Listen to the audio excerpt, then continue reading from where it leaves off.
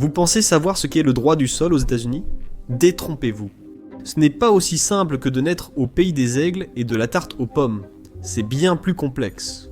Depuis plus de 150 ans, cela définit qui est américain, qui ne l'est pas, et ce que cela signifie vraiment d'appartenir à ce pays. Dans cet épisode de The Infographic Show, nous expliquons le droit du sol aux États-Unis. À l'élection américaine de novembre 2024, 63% des électeurs de droite jugeaient l'immigration très importante. 23% des électeurs de gauche étaient d'accord.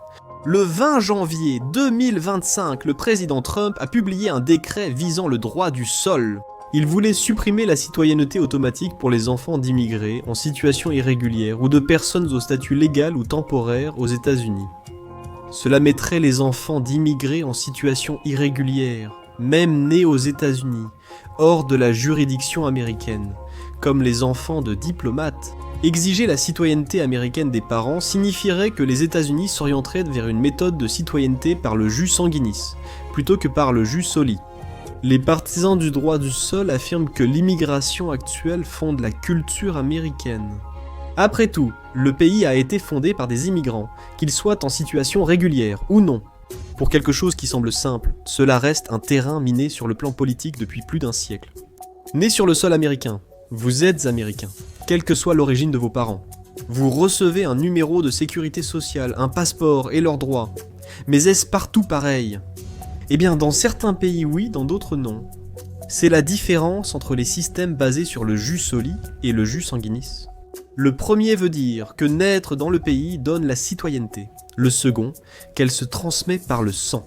Si vos parents ou grands-parents sont citoyens, vous pouvez l'être aussi.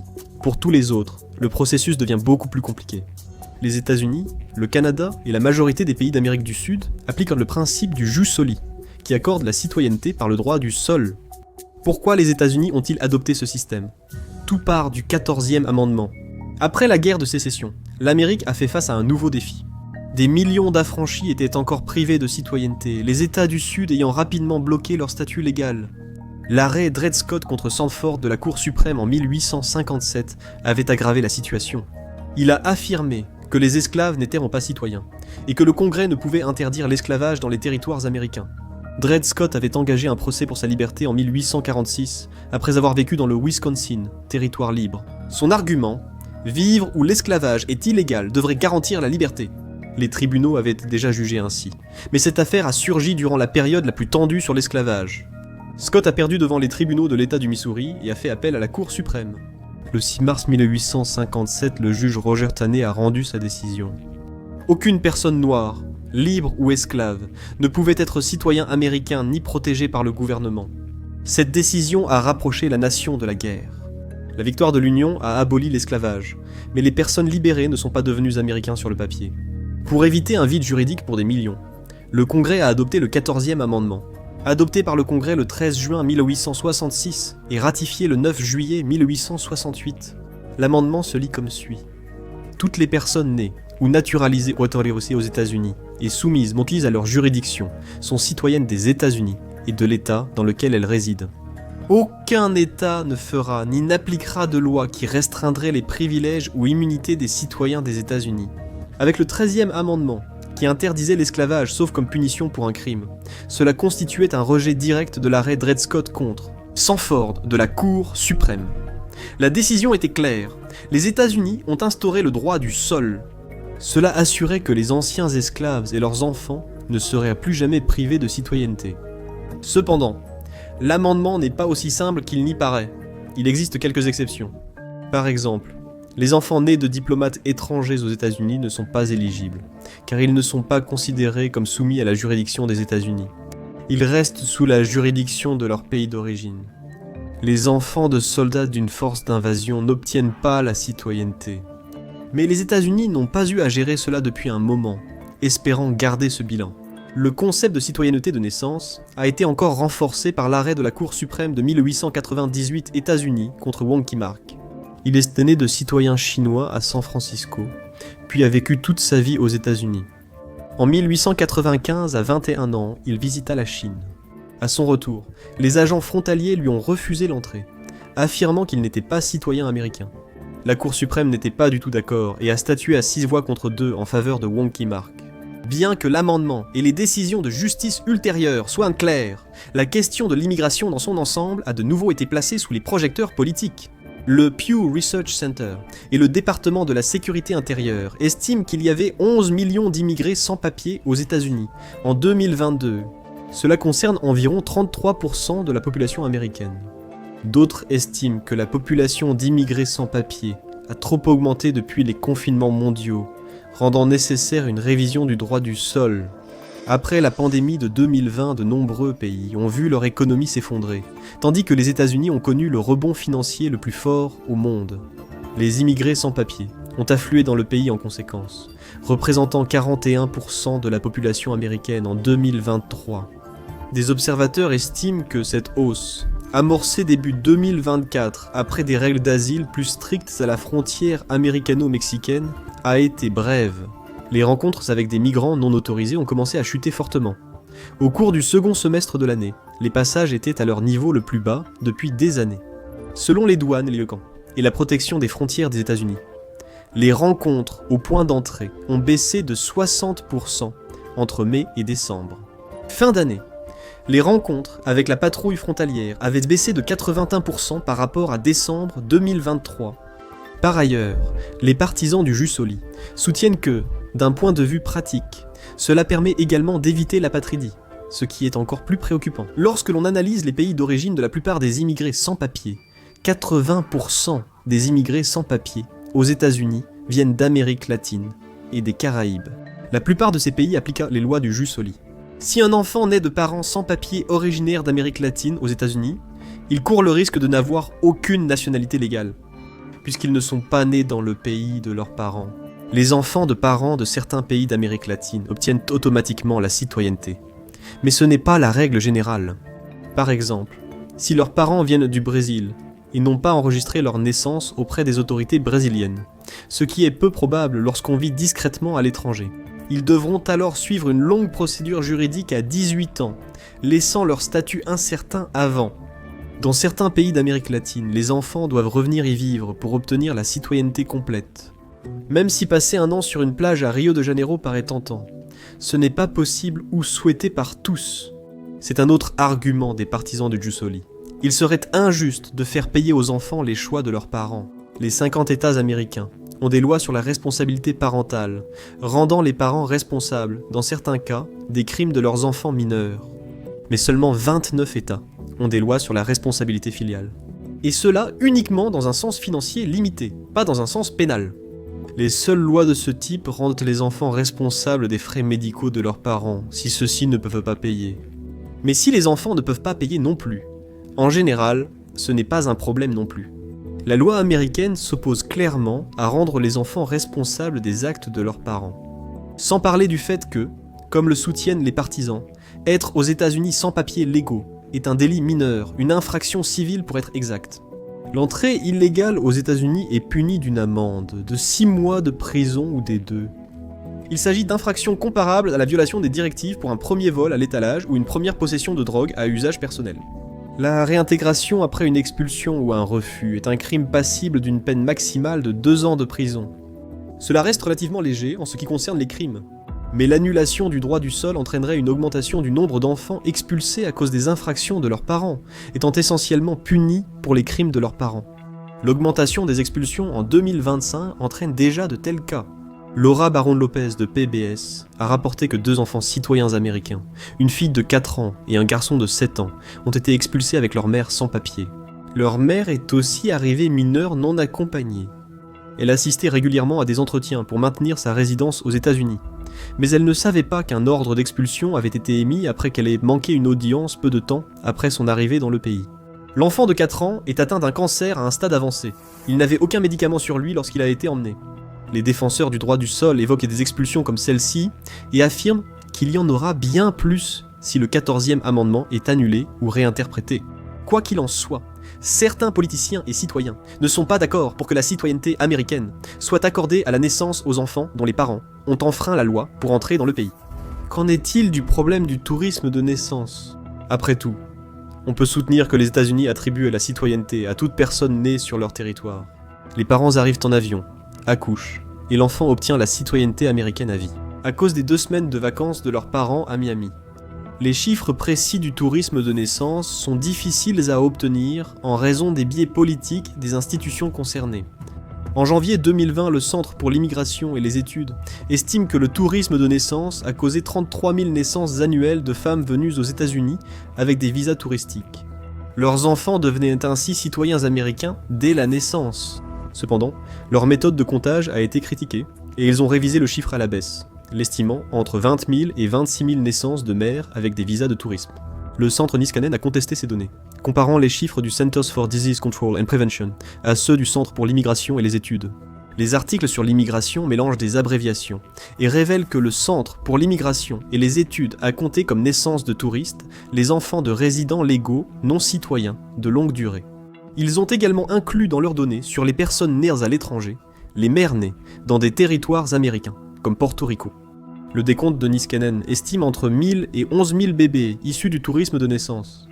Puisqu'une organisation plaide pour des lois d'immigration plus strictes et l'autre pour des politiques plus favorables à l'immigration, nous placerons ce chiffre quelque part au milieu. En 2024, plus de 36 millions de bébés sont nés aux États-Unis.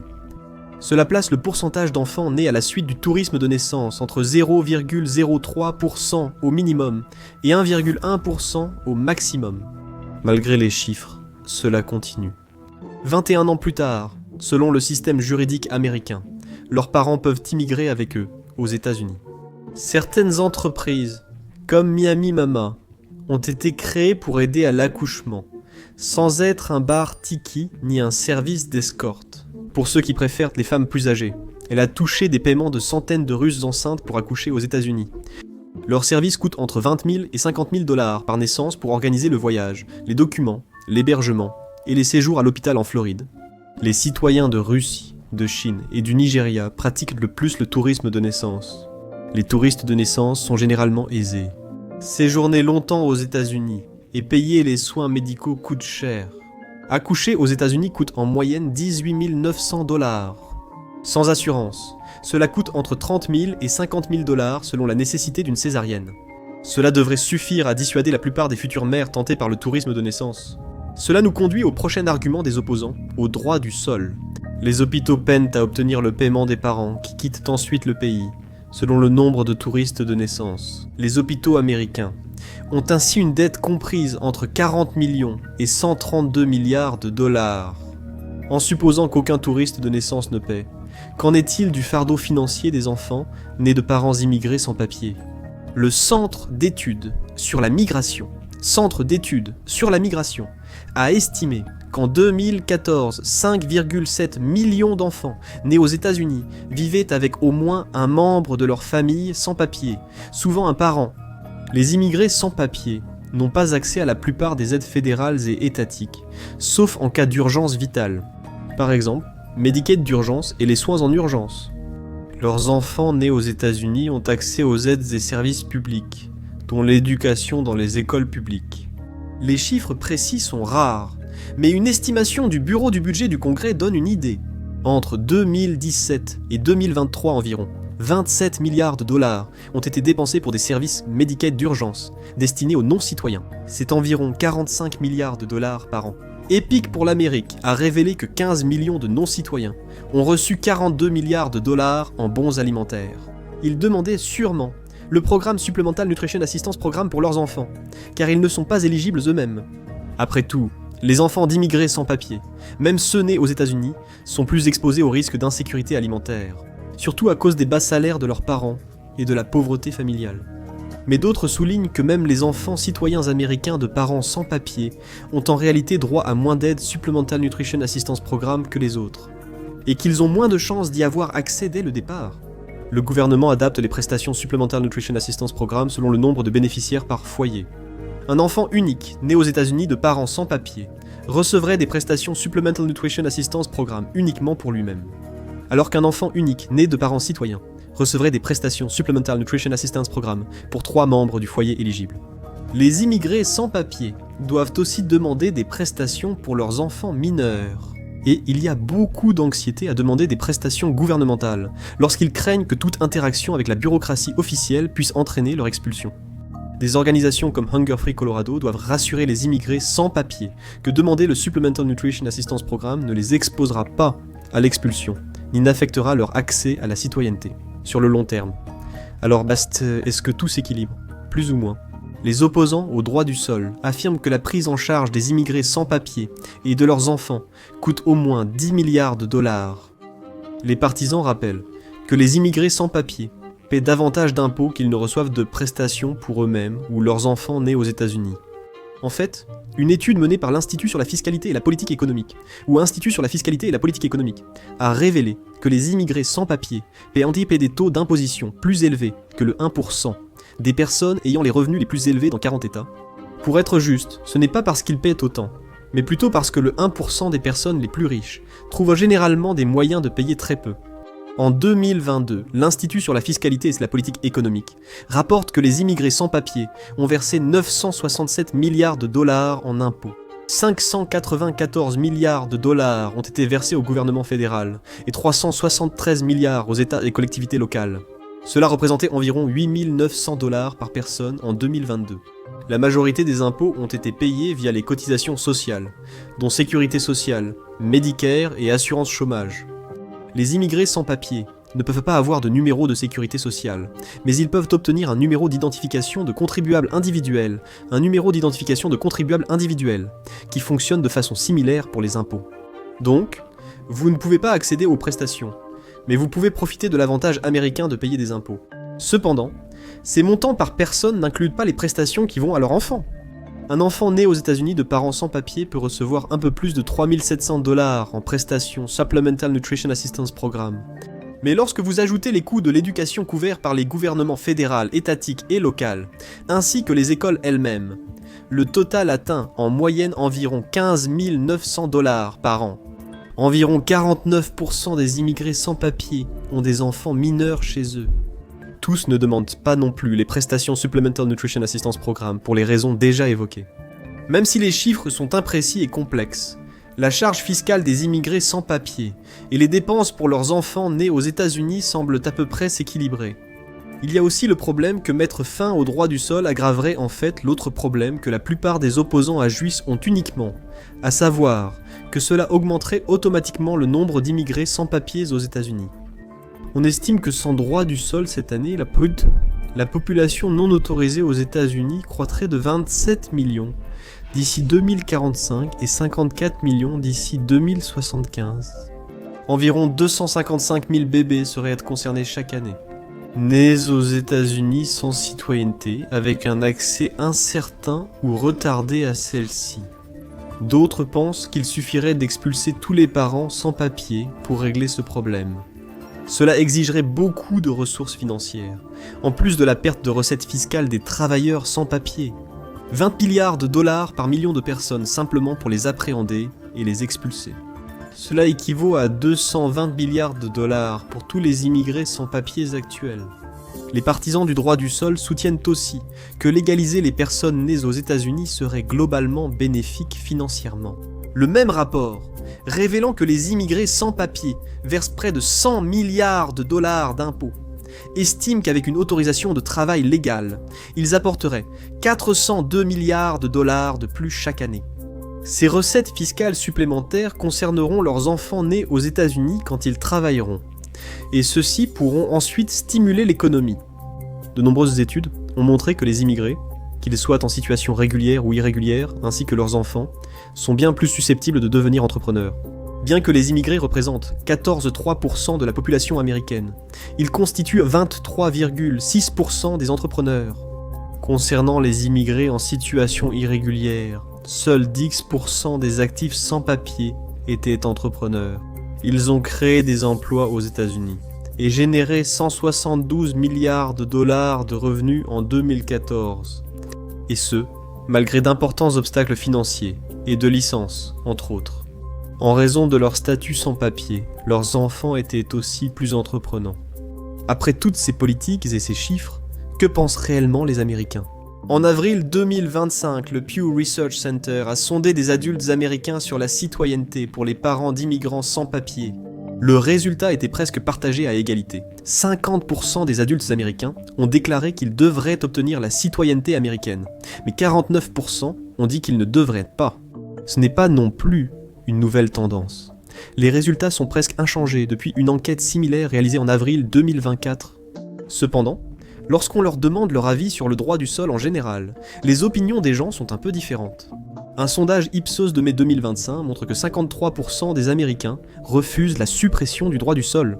C'est à peu près le même pourcentage que ceux qui s'y opposaient 3 mois plus tôt, soit 54%.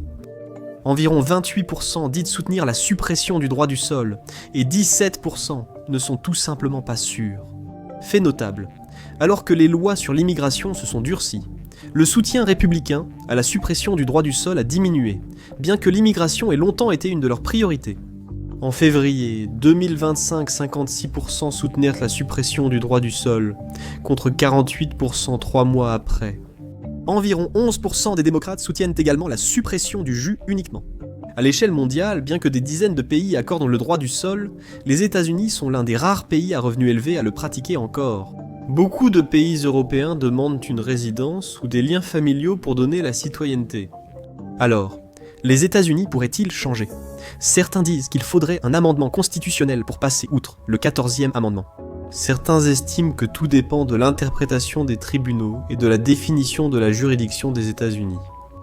Quoi qu'il en soit, l'avenir du droit du sol se trouve à la croisée des chemins entre le droit, la politique et l'identité. Cela soulève la question. Être né en Amérique fait-il toujours de nous un Américain ? Le droit du sol illustre ce que c'est que d'être Américain. Mais comment les Américains perçoivent-ils le monde ? Découvrez ce que les Américains pensent vraiment des autres pays, ou cliquez sur cette vidéo